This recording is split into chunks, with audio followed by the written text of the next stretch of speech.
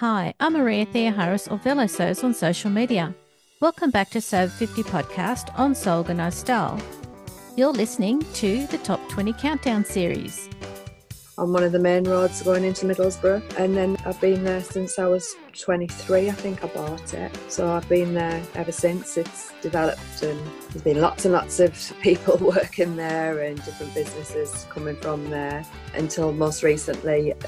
I was 50 in 2018, and that year we converted the upper two floors, which were student lets, into the sewing school, Tees Creatives. That's Jen Legg, Tees Creatives, whose podcast was published in October 2020. You'll find Jen on Instagram as Jen Legg Tees Creatives. Her episode was number 100, and today she's number 19 in the Top 20 Countdown. Many of you would know Jen, who with Sharlene run Sew Create the Look, and in 2024 they ran Sew Create the Look for the fourth time. Sew Recreate the Look encourages us to make things we see on the high street, on Instagram, and on designer brands that feed our sewing souls. Jen with Sharlene contribute to the sewing community by running this on a voluntary basis. Jen also contributes as a Fibremood Insider. She's also sewn for Abakhan fabrics. And Jen has also patent tested for Friday Patent Company and many others. Jen is a great role model for sewists who are happy to be who they are and sew what makes them happy. Now, Jen also sews and lives her life with a chronic illness, so I urge you to make sure that you follow Jen. Jen shares what keeps her sewing and be creative in her podcast episode. So I encourage you to follow Jen on Instagram because it's a great way to see how you can add colour and prints amongst the clothes that you sew. Jen, many thanks for being on Sober 50 podcast. Let's go back and listen to Jen now. Today's guest kickstarted her sewing career when she watched the first Great British Sewing Bee series. It's Jen Legg, and she's joined us from the northeast of the United Kingdom. Let's give a warm welcome to Jen. So as a starting point, can you tell us what your Instagram handle is and where you live? So my Instagram handle is at @jenleg_Tees Creatives. The reason that the Tees Creatives is on there is that's my sewing school, but I'm sure we'll talk about that at some point. And I did have two separate pages and just felt it was easier to combine the two. So that's the reason that that's on there. I'm from the northeast of England, which we do have strong links with Sydney Harbour Bridge, because my granddad, he got to do his dream of actually standing on Sydney Harbour Bridge when he was in his 80s, because he helped build the steel in Dorman's Long in Middlesbrough. So it was one of these goals to go there, which he did, and we were really proud of him doing that. And also Captain Cook, his birthplace is literally 10 minutes away from here. So another link to Australia. You've got very strong links to Australia. Never been. Got friends there, but never been. But yeah, so that was my little claim to being near Australia. But it's a lovely place where we live. Northeast has quite a grim look on it, shall I say, in England more than anywhere. Can be a southern north divide, but it's just lovely where I live. It's just outside of Middlesbrough, where my salon is, 20 minutes away. I can walk from where I am onto fields and be in the countryside, or we can get in a car and drive to the coastline. So where I was born, actually, in Saltburn, which is about 20 minutes away from here. So it's a great place to live. For me, it is. I really love it here. You sound like a true local. Yeah, the salon, and again, we'll come on this when I'm going to careers, but I used to go there when I was at school. So the place I bought in Middlesbrough to do my hairdressing and sewing school. So yeah, I am really, although I did want to go away, but things changed and I didn't go. But I do like travelling. Can you tell us your sewing journey? Basically, sewing has always been in my life. My mum was a seamstress. She never had the luxury of having her own sewing room when we were at home. So the sewing machine was always on the kitchen table, taken down for us to eat our dinner when Dad got home. My auntie was also a sewist as well. Both of them had fabric shops sort of way back in the day. I've just inherited a lot of my auntie. Sadly, she died last year, my auntie. She was a brilliant seamstress, sort of tailoring and things like that. She was just immaculate a work was something to aspire to, really. But she had a lot of stock, which is all in Tees Creatives this moment in time, waiting for me to go through and think of what we're going to do with it. I think the family want us to sell it off and donate some money to charities that she supported. And then when the first series of Great British Sewn Bee came on, I just watched and thought, I can actually do this. So most probably didn't sew for about, up until I was a teenager, I dabbled with things, and then I most probably got into it then. So around about 6 years ago, I started, which coincided with an illness. I'd got arthritis. It's 120 different types, but my type was a reactive arthritis. So it totally, my mobility went. It took us a long time to get diagnosed with what was actually happening to me. I couldn't work as good as I needed to. So mentally, when you're creative, you need to keep going. So sewing was my therapy, really. I know it said a lot of times sewing therapy, but it really was. I was getting up and shuffling to my, I hate the word term shuffling, but it really was a shuffle. I couldn't walk, and getting some fabric and making something, and that was fulfilling my mind, even though my body was not moving and doing things. It just progressed from there, though. Obviously illness got sorted out, and I found my miracle drug about 3 years ago, and I've been really lucky that since then, apart from a few digits not working on my hands and feet and things and a bit of pain, I've been able to get on and do things and get my life back, start living again instead of just existing like I was. So it was like the backbone of that time. So that again, so I was going to have a fondness in my heart for getting me through it all, because the pain was so unbearable. Then from moving on from then, though, it's just become my life now. It's just, I'm most probably listening to the previous podcasts of people. I can completely empathise with everyone that's saying they're living and breathing it and taking photographs in mad places. And I would just go shopping. If I go shopping now, which I haven't bought any retail now, I would say for about 3 years, it's just to see the construction and going in places like the high-end stores to look and see how things have been made. That's been like my highlight, really, of doing things or going shopping, which I don't even enjoy doing now. Going to the high-end stores to look at the finishes does give you an idea of what you can actually do and what you'd love to learn next. I think at the beginning, you just think a lot of sewists at the beginning, from teaching, my experience of teaching, they want perfection right at the very beginning. But my advice is to just get something sewn and get it on and there's nothing better than someone saying, I love that. And you're saying, well, I made it. So just get out there, get it on, and then you can start perfecting and finishing and doing sort of things that you never thought you'd ever achieve without being, because I'm completely self-taught. Mum, like I say, was a seamstress. I've watched her, and we were dressed like the Van Trop family half the time. My cousins, we used to love that. My 3 cousins from my Auntie Dorothy, they were girls. So we used to love, me and my sister, when we used to get hand-me-downs to see what we were going to get from them as well. So yeah, but we went anywhere. You could tell who were sisters by the coordinating fabrics. So that was good. You've talked about how you've now picked up sewing. What was your original career? Well, my original career is still my career, which is hairdressing. Okay. So I left school with an O-level in art. I went to school and attended school and loved school, but unfortunately I didn't do very well in the exams and things. But it hasn't hindered me from doing anything, really. But I left school, decided that I think I would have liked to have gone to art college, but at the time I didn't think I was good enough, really. Not saying that hairdressing wasn't a good career to go into, but I just didn't really know what to do. So I had the choice of hairdressing and travel and tourism. So obviously took the hairdressing route, and it was a full-time course at that. Then in 83, I think it was, I did it, and it was a full-time course. We actually did science and loads of different things relevant. So we did wig making. We did so much things now that the industry doesn't get now in the training. So I went there full-time, but I also had a job on a weekend, so I worked in a salon as well, so I got the best of both worlds, really. There was a business studies teacher, Mrs. Benson, and it was a name, and she talked about renting a chair. And I suddenly thought, sort of at 19, that's what I want to do. I wanted to be self-employed. My dad was self-employed, so that was always in the family.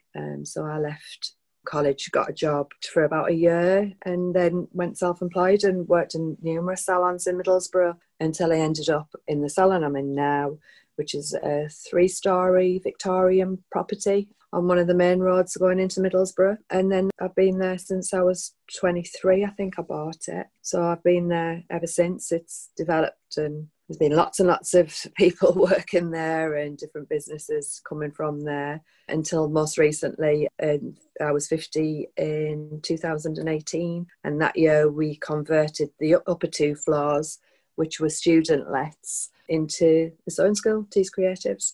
So I've combined both passions into under one roof, which is another dream, really. So that was good to do that. It's really great to hear your story, because you get on with your life and you make the best of what you've got, and you own the building, and you've owned it since you were 23. Yeah. It was a bit scary at the time of buying that. The guy that I was renting from wasn't paying any bills. They came to turn the electricity off while I was actually doing someone's hair.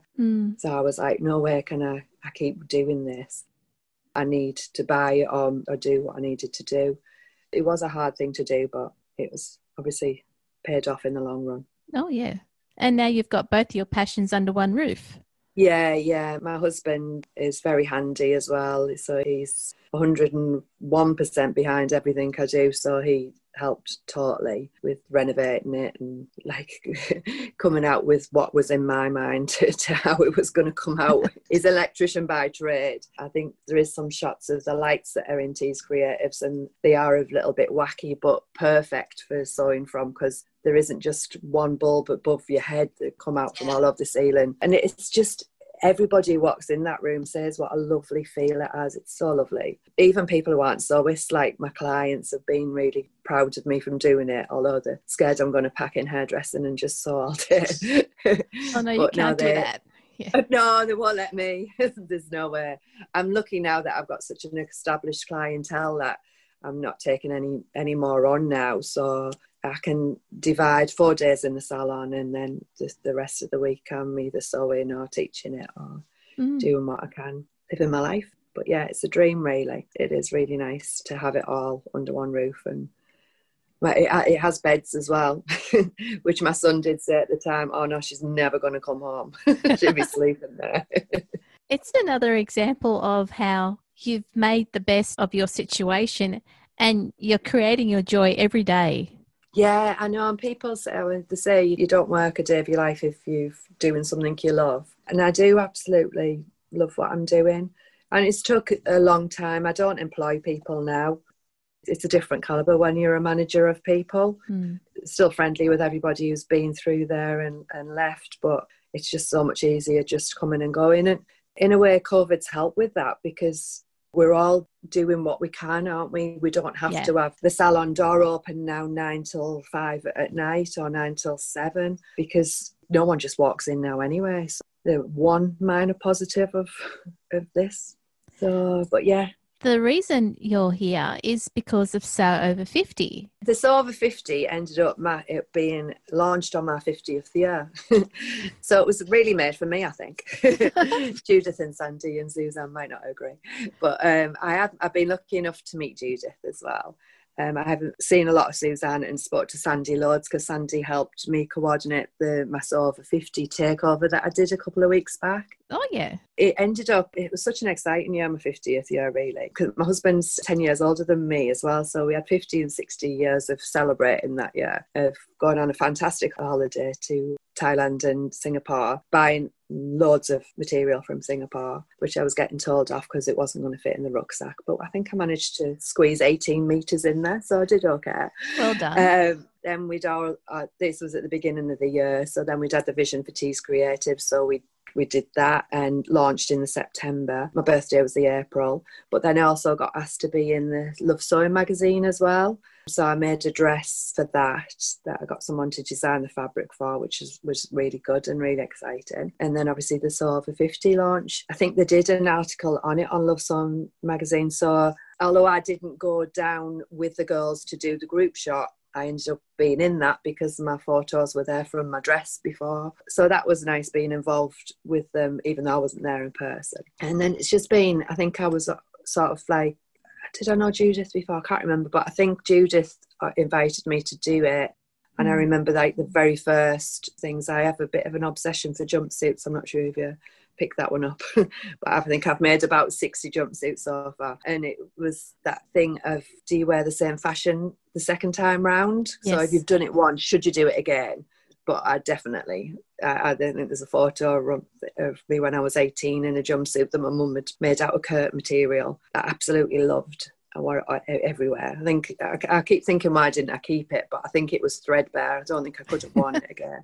Then that, I remember being on one of the first posts of being shared on Sofa 50 with this jumpsuit on, saying, yeah, very much so, you can keep refashioning them what you do.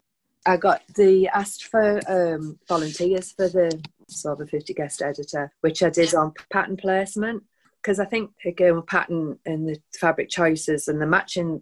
So pattern placement, it was a bit confusing at the time, pattern placement of the fabric that you've bought, but also pattern matching to the best pattern that can make it happen, really, and make it stand out. So that was really good. But then I challenged myself, which I don't know why this came into my head the night before. I had some Escada print. It was dead stock Escada print that I got off a great friend that, again, I've met through Instagram, who sources amazing material, Dibs. And I thought I'd already had the vision in my head for what I wanted to do, but didn't need to do it because I didn't know when I was going to wear it or what I was going to do with it. Anyway, I decided to do the pattern placement, and it was 2 panels, and I'd made the Park Lane dress by Nina Lee about 3 times. Again, I tend to be a bit of a serial sewist. I always think, first time you're learning, second time you're getting there and it's nearly right, but third time of making something, you've most probably got the perfection then. I don't know many people are how you can get that perfection first time around when you're learning too. So I tend to do like doing things a couple of times and then pushing it to where I want the pattern to go to. Anyway, so I knew that this Nina Lee the Park Lane dress was going to work perfectly for the pattern that I had and everything. So I just did that throughout the day. Obviously got introduced on Sofa 50, and then I was just live doing a sew along with, and the interaction was great. People were sending their pattern triumphs and then the pattern fails. I had an elephant uterus on there that I'd made for the trunks, and I'd made them for somebody too as well. But she loved them, luckily. She wasn't fazed by walking around with an elephant uterus on her. But yeah, there was lots of things came through, and it was a really lovely day. Met loads of nice, like, new people as well. Lots of nice messages and saying how much they enjoyed the day. I can't lie, I was shattered by the end of it. Yeah. I maybe should have cut out and pre-recorded a few bits beforehand. I think I started being very particular, when you're recording yourself and I don't like the sound of that, don't like the sound of that. By the end of it, I was just like, get this out there. So it went a bit erratic at some points, I think. I really enjoyed doing it. So they've been really supportive, and just the work the girls do. I don't think people realise how much work goes into keeping us all together for nothing. They don't gain for anything from it, do they? So they're great. That's right. It's 24/7. They're on it every day, and they do it because they love it. Yeah, I know the handover. So obviously Sandy, you guys go to bed when we're waking up. She handed over to Judith, and Judith was like, I'm just checking in to see how far Sandy's got with the resharing of posts. And There was a lot. It is in my hashtag on the highlights in my Instagram if anyone wants to go back and look at that. Because that's a great thing about Instagram now. You can just do everything, can't you? And save everything and have it there. And saving other people's posts is a really good way to recognise those people that you follow. Yeah, it is, definitely, to get the inspiration and ideas too. For people who are listening, what advice would you give them if they're not already following Sew Over 50? I think there's, 21 million followers? Is it, or 21,000? I've added a couple of notes. It's fine, it'll get there. Yeah. That's me. I just exaggerate everything. But yeah, I think there'll be that many following anyway. But I think it's just inspirational for anybody, isn't it? Any age, anywhere. Obviously, the Sew 50 Visible has been great movement, and I think a lot of us are being more recognised or getting shows in those groups to represent, which I think is great. I do a lot for By Hand London. I don't know whether it is a younger set of people that normally sew their clothes. I'm not sure. Lisa Lexa thing. She's just sort of like getting that out, I think, now as well, about to be more inclusive. Sober 50 will always be inclusive, and if they are, notified of something that may not be quite right, they're always on the front foot to make sure that they address any issues that people raise with them. Yeah. And as we've both said, Judith and Sandy are doing this 24/7 every day on their own bat. So it's really lovely that people like yourself, Jen, help them out with guest posts and get involved. Oh, I loved it. Absolutely loved it. The community on the whole, I've never come across any negativity, which I would say I was a majority. I don't think there's a lot of people who've had that negativity. But yeah, it's a great forum to be in and to be part of. Yeah, I do. I love it. And all the hashtags, and Sandy sorts them out, doesn't she? She does. Yeah, and they do tend to sometimes, when I've done things in the past, like, you need this hashtag, because it's sometimes confusing with the SO and the SEW for the SO. But yeah, no, it's great. It's a good thing, and I think it brings us all together. A nice, buzzy, vibrant community to be involved with. Everyone is able to shine. Judith has got her spreadsheet of people. They're always looking for new people so that they can recognise them. And if anybody's out there who fancies a go and thinks, oh, I'm not quite sure, the support I've got was unbelievable from Sandy prior to doing it, just discussing the ideas that I was talking about and to think. And obviously there was no expectation I get loads of likes. I know you guys don't have likes now, do you, in Australia? The numbers. Yeah, the numbers. But that was never, like, she said, don't worry about that. You might not get any engagement. Don't worry about that. Just be you and do it, which was a great tip to start off with. So that's why I just went for it. Although at the end of it, she did say she was exhausted.